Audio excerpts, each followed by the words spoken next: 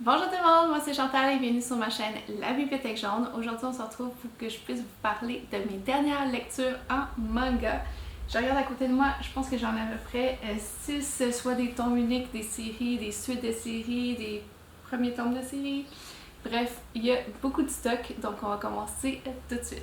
Premièrement, j'avais envie de vous parler d'un genre que j'aurais pas lu normalement, mais puisque ça parle de nourriture, j'étais très intriguée et je parle bien sûr de Chacun ses goûts. Donc ici j'ai le tome 1 et le tome 2. Ici on va suivre deux personnages qui sont sur la couverture. On a la jeune Haru qui est une otaku. Donc une otaku c'est comme un geek de l'extrême au Japon. Quelqu'un qui ne vit que pour ses jeux vidéo favoris, ses séries favorites. Tout son argent va là-dedans, dans ces passions-là. Et c'est un peu quelqu'un qui est très introverti, qui se reclus un peu de la société sans être vraiment complètement coupé. Elle a quand même un emploi et tout ça, mais les relations avec les autres sont très difficiles. Et on va suivre aussi le jeune Ao. C'est pas totalement un trans, c'est pas totalement un travesti, mais ça va être quelqu'un qui va s'habiller souvent en femme et qui est vu d'une manière très efféminée. Donc déjà c'est deux personnes qui sont assez originales, assez marginalisées, qui sont pas comme disons 99% des gens, surtout au Japon. Donc il va y avoir ces deux personnages-là qui vont se rencontrer un soir dans un bar et alors que Haru est un peu saoule, elle va accepter la proposition de Ao d'habiter en colocation. Donc il va y avoir une espèce de pacte entre les deux où Ao va faire des bento pour Haru et vice versa. Donc à chaque semaine ça va être un des deux qui va faire le bento de l'autre. Et ça va être vraiment drôle parce que Haru qui mange vraiment n'importe quoi parce que c'est pas quelque chose qui est important pour elle comme la nourriture, c'est secondaire parce que ses passions comme les jeux vidéo et les séries sont vraiment, ils surpassent un peu tout, même les besoins primaires parfois. Donc vous imaginez bien que Haru est vraiment nulle en cuisine, mais on va voir un peu sa progression tout au long du manga parce qu'elle veut vraiment faire plaisir à Ao. Entre les chapitres, on a des fois des recettes que font les personnages. Donc ici on a comme par exemple des onigiri aux prunes séchées croquantes, kiri, kakiri, ume et au yurari. J'ai aucune idée de ce que c'est, mais dans le fond, il nous explique un peu toutes les étapes pour préparer les recettes. J'ai vu des trucs, là, ça avait l'air tellement bon. Je sais pas si on a tous les ingrédients pour le faire ici, mais peut-être que je passerai dans une épicerie asiatique à l'occasion pour essayer de refaire des recettes que dans ces livres-là parce qu'à chaque fois ça a l'air trop bon. Dans le deuxième temps, on va en apprendre plus sur le passé de Ao qui est assez difficile, surtout avec sa famille. Et donc j'ai super hâte au troisième tome, je pense qu'il est sorti au Japon, mais on attend toujours la disparition en français, donc c'est sûr que quand ça va sortir, j'ai vraiment envie de poursuivre cette série-là. Et on poursuit avec les trucs mignons, les trucs tranches de vie et les trucs qui donnent faim, un peu plus dans la fantaisie cette fois, avec le 7e tome de Minuscule par Takuto Kashiki. Je vous cacherai pas que c'est la première fois, je pense, que je me rends aussi loin dans une série manga. Je sais que le 8e tome est sorti et le 9e tome devrait paraître en français cette année. Et je pense que même au Japon, il y a un 10e tome d'annoncé et pour vrai, c'est à mon plus grand plaisir parce que c'est vraiment une de mes séries favorites, romans, manga, bande dessinée, tout confondu. On va suivre deux jeunes filles, Akumei et Mikoshi, qui sont vraiment minuscules, sont quelques centimètres de haut.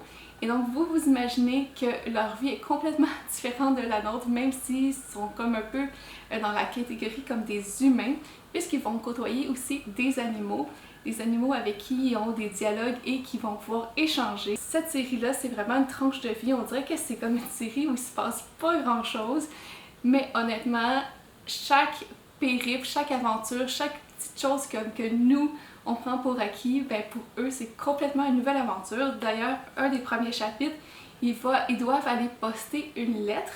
Évidemment, il n'y a pas vraiment de système de poste, c'est super compliqué, tout le monde habite dans des champignons, dans des arbres, il n'y a pas vraiment d'adresse. Donc, ils vont avoir un système de coursier à dos d'oiseau, mais c'est super cher et je pense qu'il y en a une des deux qui gagne un concours pour pouvoir envoyer une lettre. Donc il va y avoir un chapitre complet là-dessus parce que ça prend plusieurs étapes. Il faut préparer un repas pour l'oiseau par exemple. Il faut écrire une lettre et déjà il faut se procurer du papier. Il y a plein d'étapes comme ça. Et c'est tout décrit et juste comme cet aspect-là un peu fantastique, merveilleux. Cet aspect qui est comme à la limite d'un conte, un conte de fées presque. C'est ça que j'adore dans cette série-là. C'est vraiment une série qui est super mignonne, super cocooning. On a envie de vivre dans ce monde-là, on a envie de connaître les deux héroïnes. On a vraiment envie de faire les aventures avec elles. C'est vraiment une série qui est pas prise de tête, qui est simple, mais qui me fait sourire à chaque fois, qui me donne vraiment un baume au cœur. Il n'y a pas tant de thèmes qui sont récurrents et je pense que le mangaka essaie quand même de renouveler un peu son répertoire, puis ça m'intrigue vraiment de savoir c'est quoi les nouvelles aventures qu'ils vont faire dans les prochains tomes. En ce moment, j'ai vraiment un doute si je vous ai dit si c'était aux éditions Comico. On dirait qu'aujourd'hui, je suis tellement excitée que j'en oublie les bases, mais oui, c'est aux éditions Comico, donc si ça vous intéresse, encore une fois, vous irez jeter un œil, puis vous m'en direz des nouvelles parce que j'aimerais vraiment ça savoir si vous avez autant aimé que moi. Ensuite de ça, une série qui a fait parler d'elle. J'ai seulement lu le premier tome pour ma part, mais je comprends pourquoi il y a tant de hype autour de cette série-là. Il s'agit des Carnets de l'apothicaire, donc c'est par Itsuki Nanao et Keiko Kurage. Donc c'est chez Kiyun, c'est un seinen. Je pense qu'il y a 3 tomes qui sont sortis en français, il y a je pense à peu près 7-8 tomes qui sont sortis au Japon. Et ça s'en vient très bientôt. Je trouve que le rythme de publication est quand même assez rapide en français. Je trouve ça vraiment chouette. Ici on va suivre la jeune fille, la protagoniste qui s'appelle Mao Mao. Mao Mao, elle vient d'un quartier assez chaud et elle a une vie quand même assez difficile. Puis à un moment donné, elle va se faire enlever pour être esclave au palais de l'empereur. Et à partir de ce moment-là, ça va être quand même assez difficile pour elle. Mais Mao Mao, elle va se distinguer parce qu'il y a des bébés qui meurent dans le palais et elle va enquêter là-dessus. Évidemment, l'héroïne, elle se passionne pour les plantes, pour les poisons et elle va résoudre le mystère. Et à partir de ce moment-là, elle va être une des suivantes d'une des concubines de l'empereur et elle va même tester les plats qui ont l'air aussi délicieux les uns que les autres. Encore une fois, ça m'a vraiment donné faim. On dirait que c'est vraiment une thématique récurrente du moins dans les 3 derniers dont je vous ai parlé. Mais j'ai trouvé ça super intéressant, tout l'aspect historique, l'aspect comment Mao Mao va prendre sa place dans le palais. Il y a un personnage qui m'a vraiment énervé qui est comme à l'endos de la couverture. Je sais pas c'est quoi son rôle dans le palais. C'est le genre de personnage qui est soi-disant beau physiquement puis qui va essayer d'utiliser ça pour séduire Mao Mao pour en savoir plus sur elle. Mais Mao Mao est zéro réceptive et elle trouve vraiment creepy, mais lui on dirait qu'il s'en rend pas compte puis il essaie vraiment d'utiliser ses charmes pour essayer de tirer les verres du nez de l'héroïne. Et c'est vraiment hilarant, mais ce genre de personnalité-là m'énerve au plus haut point. Donc j'espère qu'il n'y aura pas trop ce personnage-là qui va être mis de l'avant dans les prochains tomes. Parce que j'aime vraiment beaucoup les héroïnes. J'aime aussi tout l'aspect des poisons, des plantes, tout ça. Il y a vraiment des costumes aussi vraiment incroyables. Je vous mettrai des inserts. Mais on se sent vraiment dans cette ambiance-là et puis ça donne vraiment envie de poursuivre évidemment. C'est vraiment pour tout le monde.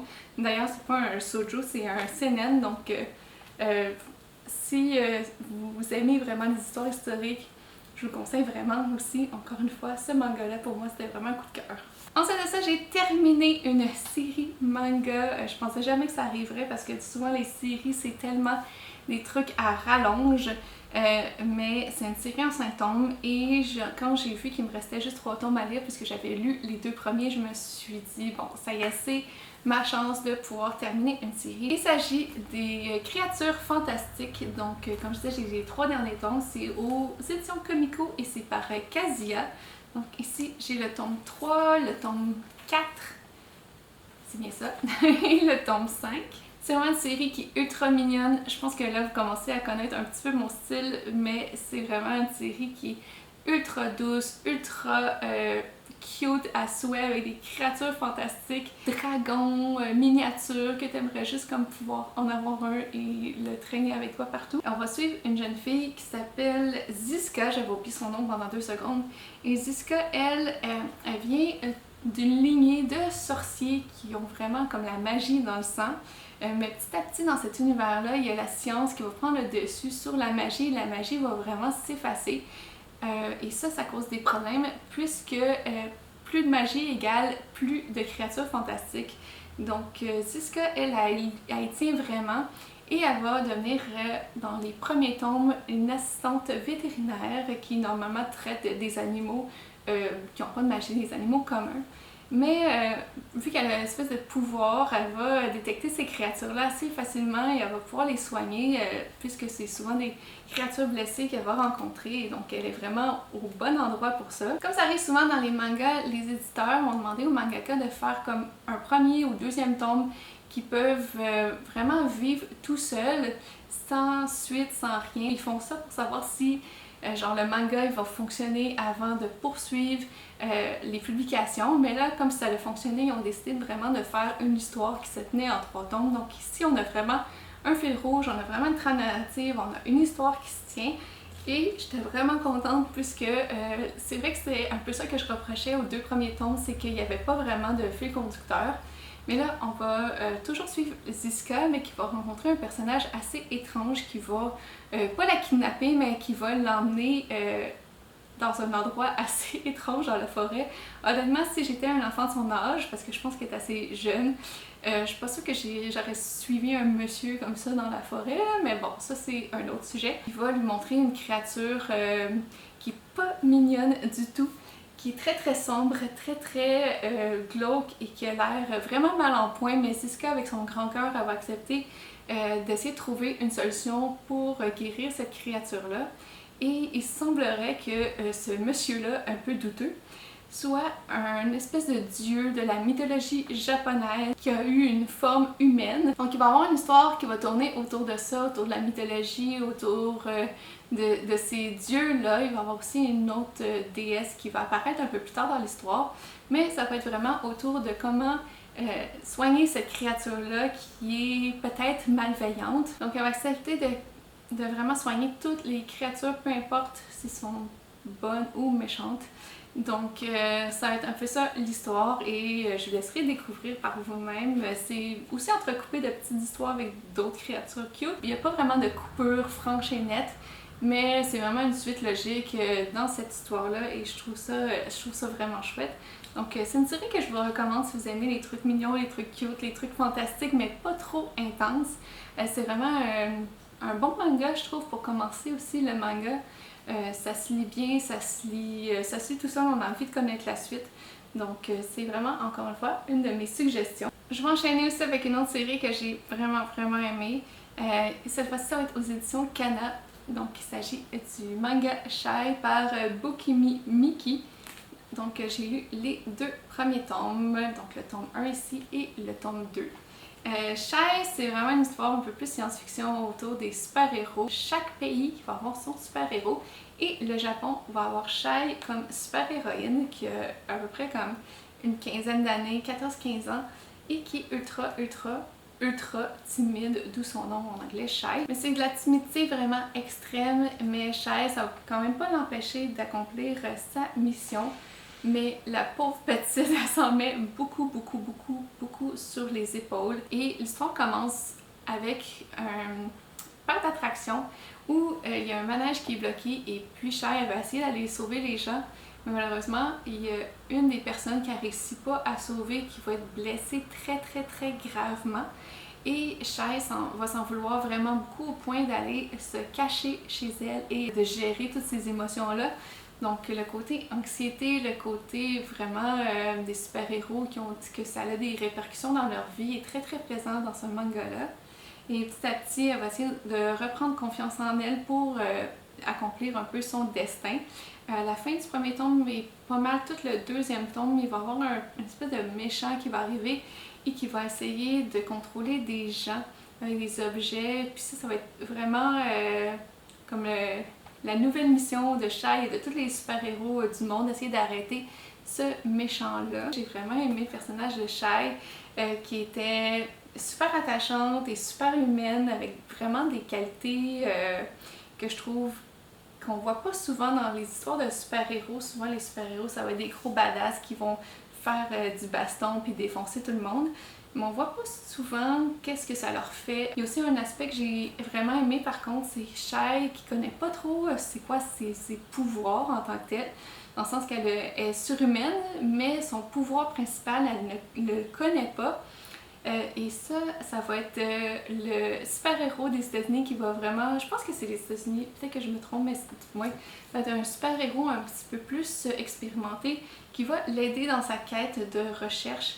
Il y a une méthode un peu étrange parce qu'il va essayer vraiment de sortir les émotions de Shai, la colère, tout ça, parce que c'est un peu ça qui déclenche les pouvoirs. Et Shai, c'est vraiment quelqu'un qui vit ses émotions plus à l'intérieur, qui est comme plus introvertie.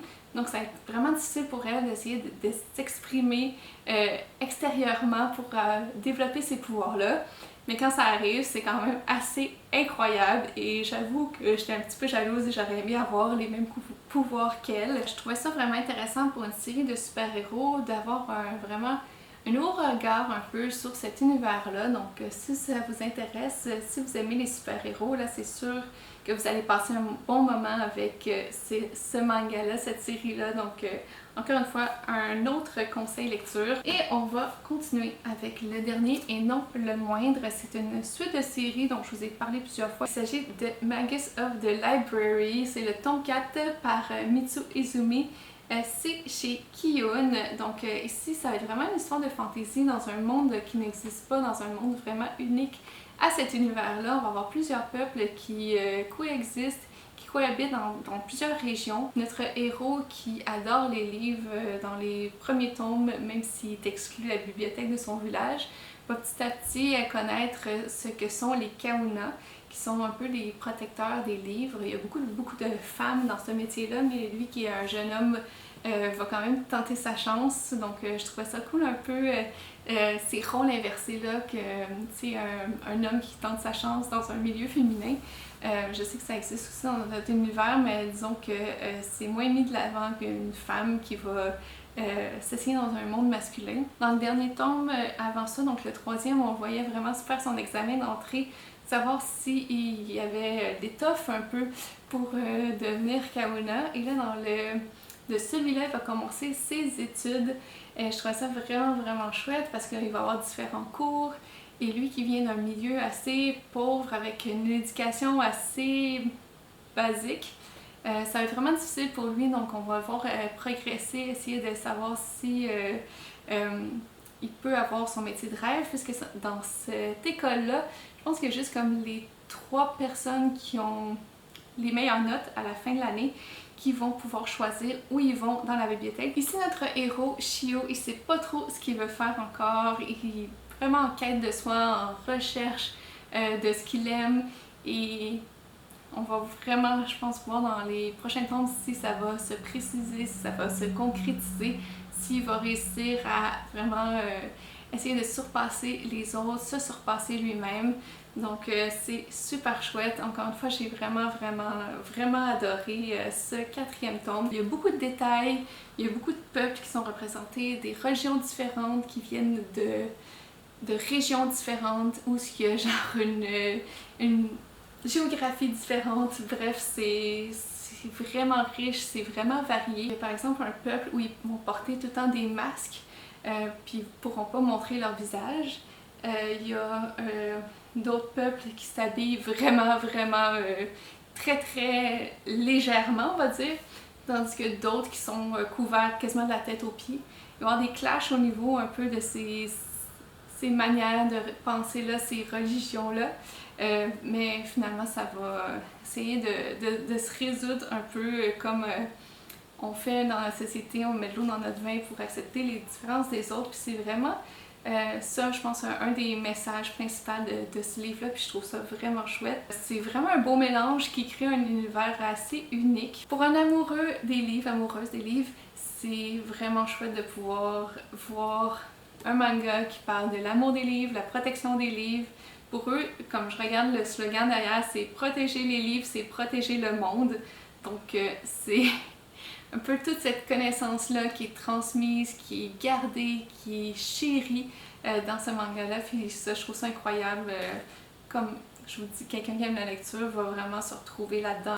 Donc ça va être tout pour aujourd'hui. J'espère que vous avez aimé que je parle de manga. C'est un genre que je lis de plus en plus. Dernièrement, on dirait que je découvre vraiment plus les genres que j'aime. Ça va peut-être être quelque chose qui va être un peu plus récurrent sur la chaîne. Si vous avez des suggestions manga, n'hésitez pas non plus parce que je prends toutes vos suggestions puisque comme je vous dis, je suis un peu néophyte dans le domaine et j'aurais vraiment envie d'avoir vos avis. Qu'est-ce que vous avez aimé? Quelle série est un incontournable que je devrais lire? Donc dites-moi tout ça en bas, je vous attends et nous on se revoit bientôt dans une prochaine vidéo et d'ici là je vous souhaite de bonnes lectures. Bye!